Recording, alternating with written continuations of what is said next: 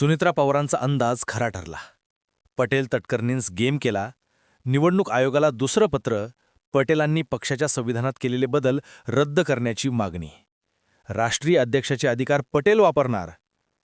वेळीच सुनेत्रा पवारांना माहिती मिळाली. वातावरण फिरलंय. फडणवीसांना मेसेज मिळालाय. पवार गट, दादा गट सत्तेत येतोय, नाहीतर आमदार फुटणार. नेमकं घडलं काय? अजित पवार गेल्यापासून तर आत्तापर्यंत 2 महिन्यात राष्ट्रवादी काँग्रेसमध्ये अनेक बदल झालेत. वरवर उपमुख्यमंत्री म्हणून सुनेत्रा पवारांनी घेतलेला शपथविधी दिसला.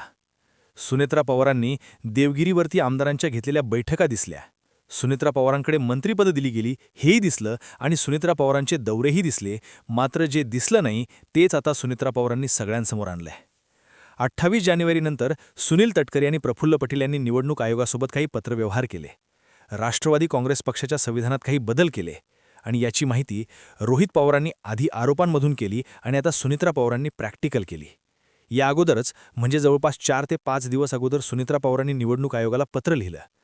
पत्रामध्ये 28 जानेवारीनंतर केले गेलेले सगळे पत्रव्यवहार रद्द करावे आणि इथून पुढचे राष्ट्रीय अध्यक्ष म्हणून फक्त माझाच पत्रव्यवहार गृहीत धरावा किंवा वैध धरावा अशा स्वरूपाचं पत्र सुनेत्रा पवारांनी निवडणूक आयोगाला दिलं. आज सकाळी बातमी फुटली की सुनेत्रा पवारांनी आणखी एक निवडणूक आयोगाला पत्र दिलंय. प्रफुल्ल पटेल आणि सुनील तटकरे यांनी पक्षाच्या संविधानात केलेले बदल गृहीत धरू नयेत. 28 जानेवारीपूर्वी राष्ट्रवादी काँग्रेस पक्षाचं संविधान जसं होतं जशास तसंच राहावं अशा स्वरूपाची मागणी सुनेत्रा पवारांनी केली. आता या पत्रांचा आणि रोहित पवारांच्या केलेल्या आरोपांचा संबंध जुळतोय. याआधीच रोहित पवारांनी सांगितलं की दाखवलं असं गेलं की अजित पवारांच्या पक्षावरती सुप्रिया सुळे आणि इकडे शरद पवार ताबा मिळवणार होते. मात्र खरा गनिमी कावा तो हाच होता की प्रफुल्ल पटेल हे राष्ट्रीय अध्यक्षाऐवजी राष्ट्रीय कार्याध्यक्ष म्हणून सर्व अधिकार मी वापरणार किंवा माझ्याकडे असावेत अशा पद्धतीचे पत्रव्यवहार निवडणूक आयोगाकडे करत होते अशी माहिती रोहित पवारांनी फोडली. आणि त्यानंतर सुनेत्रा पवार 2 महिन्यानंतर सावध झाल्या. या मधल्या काळामध्ये बऱ्याचशा घडामोडी घडल्या. रुपाली चाकणकरांचा राजीनामा पडला. नरहरी झिरवाळांचा अश्लील किंवा आक्षेपार्ह व्हिडिओ व्हायरल झाला आणि त्यानंतर अजित पवारांचे अनेक झेडपीचे सदस्य फुटले. 2-3 जणांचे तर राजीनामेही पडले, ज्यांची की वेगवेगळ्या पदांवरती नियुक्ती केली गेली होती. आणि विशेष म्हणजे सुनील तटकरे यांच्या बॅनरवरनंच आता पक्षाचे अध्यक्ष असणाऱ्या सुनेत्रा पवार आणि अजित पवारांचे फोटो हटवले गेले. या सगळ्या गोष्टींचे डॉट जोडल्यानंतर सुनेत्रा पवारांना फक्त कठपुतळी म्हणून वापरायचं आणि बाकी सगळे अधिकार आपण वापरणार अशाच पद्धतीचे मनसुबे हे प्रफुल्ल पटेल आणि सुनील तटकरे यांचे होते असा मेसेज आता पोहोचवला जातोय. आणि या सगळ्या गोष्टींमागे रोहित पवारांचे सातत्याने होणारे आरोप हाही एक महत्त्वाचा भाग आहे. दुसरीकडे जय पवार, पार्थ पवार यांना आपण लवकरात लवकर पत्रकार परिषद घ्या, तुम्ही बोलले तर फरक पडेल असं सांगितलं होतं.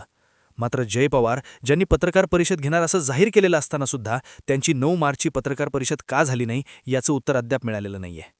सुप्रिया सुळेंनी संसदेमध्ये अजित पवार गेल्यानंतरचे प्रश्न उपस्थित केले. रोहित पवारांनी विधानसभा गाजवली.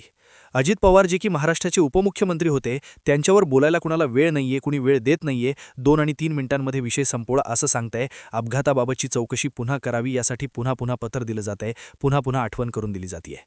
या सगळ्या गोष्टींवरून महाराष्ट्रभर हा मेसेज पोचवला जातोय की अजित पवारांनंतर अजित पवारांच्या बाबत विचारपूस करण्यासाठी, त्यांच्या अपघाताबाबत बोलण्यासाठी अजित पवारांच्या पक्षातील कोणत्याही नेत्याला इंटरेस्ट नाहीये. आणि या सगळ्या गोष्टींचा फायदा हा भाजप घेत आहे असे आरोप सातत्याने होऊ लागलेत. अजित पवार नसल्यामुळे सगळं आपण म्हणू तसं होईल अशा हिशोबाने पवारांनी सुनेत्रा पवारांचे पक्षाचं विलिनीकरण होऊ देत नाहीये.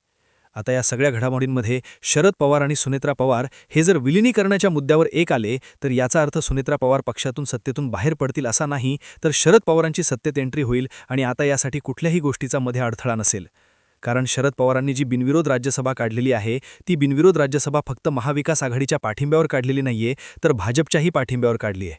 दिल्लीतून शरद पवारांनी सूत्र हलवले आणि त्यानंतर शरद पवारांची विधानसभा ही बिनविरोध निघाली आहे. त्यामुळे या सगळ्या घडामोडींचे जर डॉट जोडायचे जर धरले तर नरहरी झिरवाळ जे की विलिनीकरणाच्या बाजूने बोलत होते त्यांचा पत्ता कट करणं किंवा त्यांचा राजीनामा घेणं हे फडणवीसांच्या हातात होतं. मात्र तसं न करता नरहरी झिरवाळांची पाठराखण देवेंद्र फडणवीसांनी केली.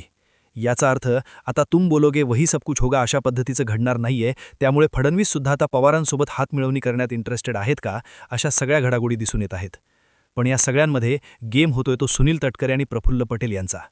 तुम्हाला याबाबत काय वाटतंय कमेंट करा. मुद्दा आणि विषय आवडला असेल तर जास्तीत जास्त लोकांपर्यंत जरूर शेअर करा आणि असेच माहितीपूर्ण व्हिडिओ सर्वात अगोदर बघण्यासाठी आपल्या आवाज महाराष्ट्राचा या यूट्यूब चॅनलला सबस्क्राईब करायला अजिबात विसरू नका. धन्यवाद.